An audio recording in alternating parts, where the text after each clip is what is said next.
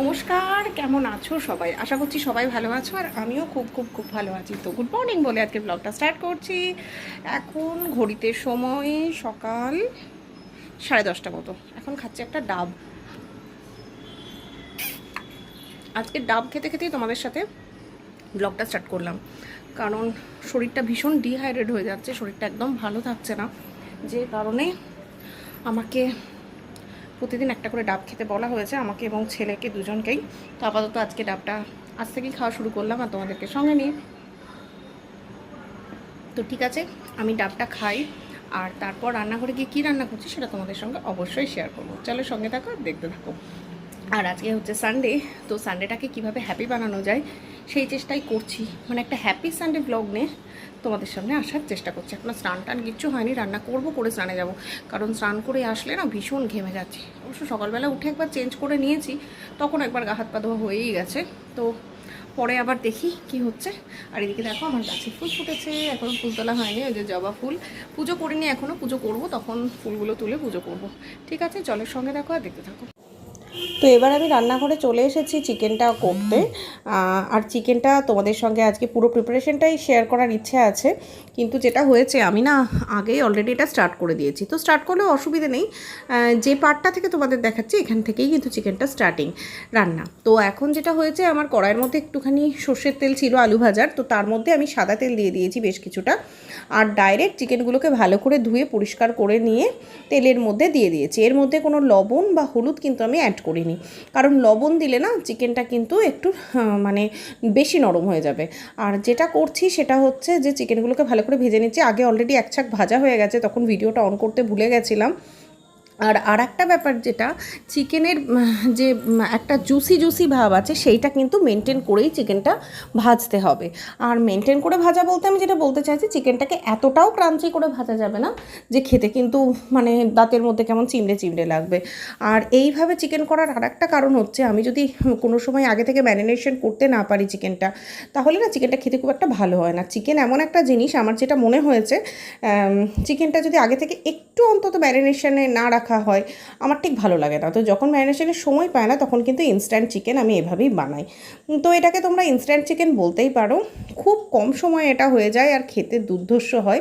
এবার তেলের মধ্যে আমি একটা গোটা শুকনো লঙ্কা, তেজপাতা ফোড়ন দিয়ে দিচ্ছি, কারণ ফোড়নগুলো যাতে গন্ধটা খুব সুন্দর আসে। আর গরম মশলা ফোড়ন দিচ্ছি, তবে আমার কাছে খুব একটা দারচিনি ছিল না, তাই অল্প একটুই দিলাম। আর পেঁয়াজ কুচো করে রেখেছিলাম, সেই পেঁয়াজটা দিয়ে দিলাম। এবার ভালো করে পেঁয়াজগুলো ভেজে নেব। পেঁয়াজগুলো ভেজে নিয়েই এর মধ্যে এক এক করে মশলাগুলো দিয়ে কষাতে থাকবো। আর এটা মশলাটা কষানোর ওপরেই চিকেনটা কিন্তু প্রিপেয়ার্ড হয়ে যাবে।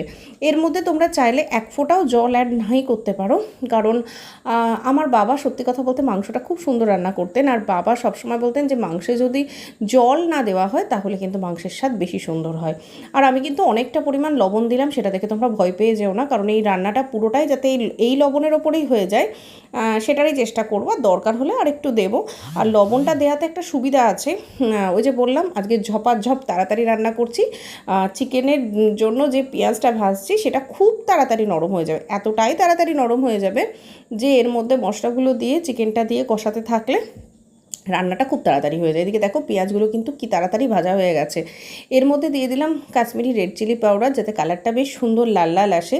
আমার না মাংস বা অন্য কোনো রান্নায় লাল লাল রঙটা খুব পছন্দ। আর এবার এই যেটা দিচ্ছি সেটা হচ্ছে একটুখানি রসুন আর একটা পেঁয়াজকে মিক্সিতে একটু ঘুরিয়ে নিয়েছি। তার একটা কারণ আছে, আসলে রসুনগুলো এতটাই ছোট ছিল যে আমি ঠিকঠাকভাবে সেটাকে ম্যানেজ করতে পারছিলাম না। ইউজুয়ালি আমি রসুন বাটা খুব একটা রান্না ইউজ করি না, কারণ রসুন বাটার গন্ধটা আমি খুব একটা নিতে পারি না। তবে আজকে একটু বাধ্য হয়েই করেছিলাম, কারণ একটু রসুন না দিলে ভালো লাগবে না বলে। আর রসুন আর পেঁয়াজটা ইনস্ট্যান্ট, ওই যে বললাম চিকেনটা আজকে আগে থেকে প্রিপেয়ার করতে পারিনি। আর এবার দেখো মশলা কষানোর জন্য আলাদা করে আমি কোনো জল দিচ্ছি না। চিকেনটা তোলার পরে চিকেনের মধ্যে থেকে যে জুস মতো যেটা বেরিয়েছে ওইটা দিয়েই মশলাটা কষাচ্ছি। কারণ আজকে ইচ্ছে ছিল যে মাংসটার মধ্যে একটু জল অ্যাড করবো না, তবে হ্যাঁ লাস্ট অবধি করেছিলাম, কারণ ওই যে একটা বাঙালি চিন্তাভাবনা, একটু যদি ঝোল ঝোল গ্রেভি না হয় তাহলে কি আর রান্না মানে মাংস খেতে ভালো লাগে। আর রবিবার বলে কথা, সানডেকে তো অলওয়েজ হ্যাপি করতে হবে, কারণ হ্যাপি সানডে না হলে কিন্তু মনটা আমার ভালো লাগে না। সানডেতে যদি স্পেশাল কিছু না হয় তাহলে ভালো লাগে বলো? আর আমি কিন্তু এখন অবধি কোনোরকম হলুদ অ্যাড করিনি।